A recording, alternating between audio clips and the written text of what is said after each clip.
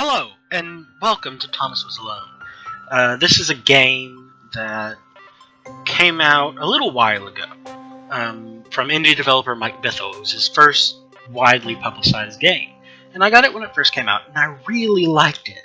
And so, since this is going to be our first complete series, where we complete the game over the course of multiple episodes, I thought it would be good for me to play a game that I really, really did love. And so I could share that with you. This is a very story-based game, though, so when the narrator is talking, because the narrator does such a good job, I won't talk. I might stop mid-sentence, but I will try to pick up that sentence and that train of thought whenever the narrator stops talking, because I don't want you to miss anything that he says. When the narrator isn't talking, though, I will start talking. Now that that's said, we'll start our new game, and this will be our complete series. Let's complete Thomas Was Alone.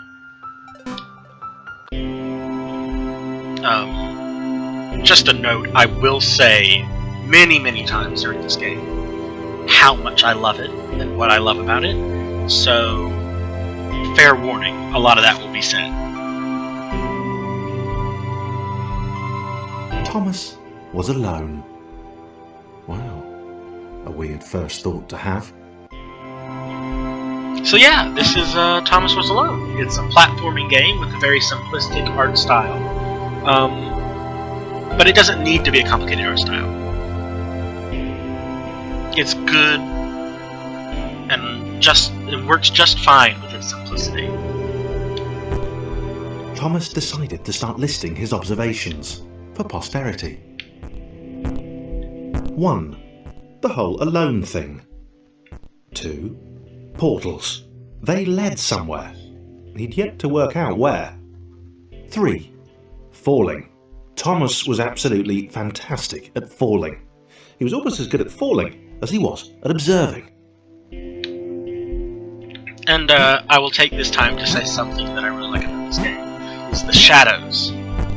Almost in every level, there are multiple light sources, and you can tell where they are by how the shadows work. And it's just one of those little things that I really do love about this game. I also really like the music. It's a bit simplistic, but that works fine with this game. Okay, interesting. Thomas couldn't fall past this block. Think, damn it, think! What if there was some kind of inverted fall? Some way to... what's the word? Jump. Also, I can't remember his name right now. It worked! Thomas had solved the great inverted fall mystery. I can't remember his name right now, but the narrator in this game does just a really fantastic job. An amazing job, really.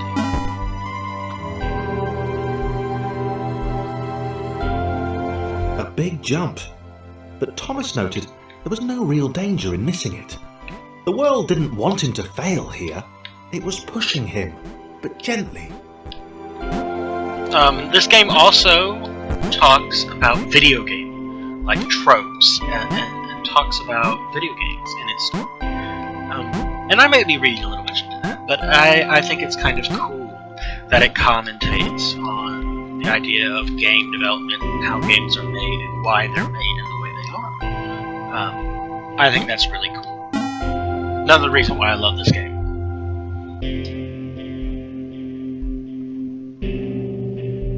This all seemed a little dangerous. The world was not to be trusted. It was unstable, and it seemed to Thomas that it could let him down at any moment. He was starting to suspect it might even be doing so on purpose. Nah, paranoia.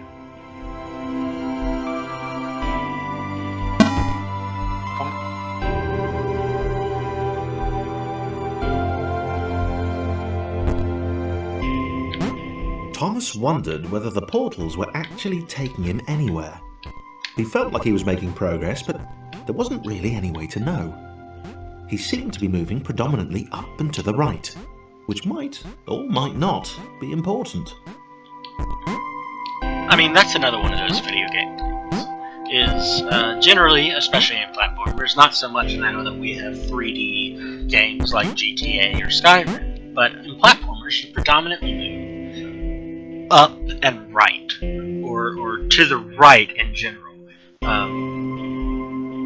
And that's one of the things this game does, is it talks about those through the story in a sort of subtle way. Again, many reasons why I love this game. There are very few reasons, or very few things I It dislike. might have been paranoia again, but Thomas could have sworn the world was becoming more complicated. It always seemed to be one step ahead of his skills. There are very few It had reasons. been designed just for him. He wondered why. Was the world testing him? No. Too obvious. There are very few things that I dislike about this game. Very few.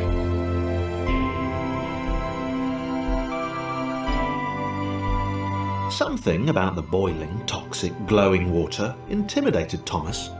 He didn't like it. He certainly didn't want to swim in it. That's another one of those He video made game another things. mental note. 4. Water. Not good. To be avoided. And yeah, water is one of those other video game things. Oftentimes, and especially, again, platformers, you want to avoid the water.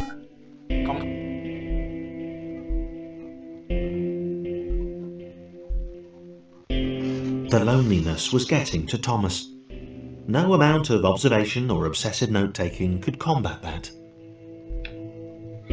And this level, and that text there, brings me on to just another reason why I love this game. Because, and I may be reading way too far into this, I don't think this game is, just about video games, or just about Thomas. I think this game says something about us as human beings, and about the human condition. Loneliness, of course, this game is called Thomas Was Alone. But loneliness is a very difficult thing for human beings. And you get that from, of course, movies like Castaway, with Tom Hanks in it, where he literally creates a friend in Wilson just so he has someone to talk to, just so he's not alone. And, that's a very powerful thing. Criminals who get put in solitary confinement often have to go to therapy after they get out of prison if they've been in solitary confinement for a long time. Because the human mind and the human psyche isn't meant to take loneliness without any social interaction. And that's another reason why I like this game, is because the characters are so relatable, and I genuinely care about the characters. Mike Bithell, with his little squares and quadrilaterals, can make me care more about his characters than AAA publishers and their hyper-realistic, graphics or faces or whatever they're putting in their games. I care more about Thomas and how he feels and how he thinks than I do about, some of those other more realistic human characters. Because I think Thomas might, in his own way, be more human than they are. Thomas had a new theory. The world was training him. He could feel himself getting smarter. There was the mental list to consider. Over the minutes and seconds since his spontaneous generation, he'd become a pretty skilled jumper. He was evolving. He just wished he had someone to share it with. And there's another thought on the loneliness thing. Is that one of the major reasons for us as human beings to interact with each other is to share knowledge, and to tell our discoveries. Just have someone to interact with and tell our discoveries to. Because just making discovery by themselves, while it may be fulfilling, it's even more fulfilling to tell someone about it and to share that knowledge with them. And it's just another thing that makes Thomas one of the most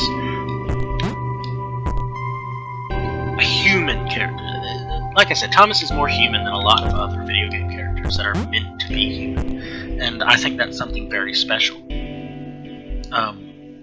This video may be a little bit short, because I'm ending it here, because this has just finished the first set of levels, and the second set introduces a new character and some new mechanics and things, and I would like to save that for our second episode and start off with that. So, I very much enjoyed making this video, and I hope you enjoyed watching it. If you did, please comment, like, and subscribe to the channel. Over the next week or so, at least, there will be some new content coming out, not just from myself, but from a few other people who I'm making this channel with. And I hope you go and watch their stuff. If it isn't already out when this goes up, it will be coming out somewhat shortly, probably within the next week or so. This will just be episode 1 of our complete series, and in the next week, there will be an episode 2 where we go over the second set of levels and so on and so forth. So I thank you very much for watching. I hope you will go watch some of the other videos on this channel, and I'll see you next time.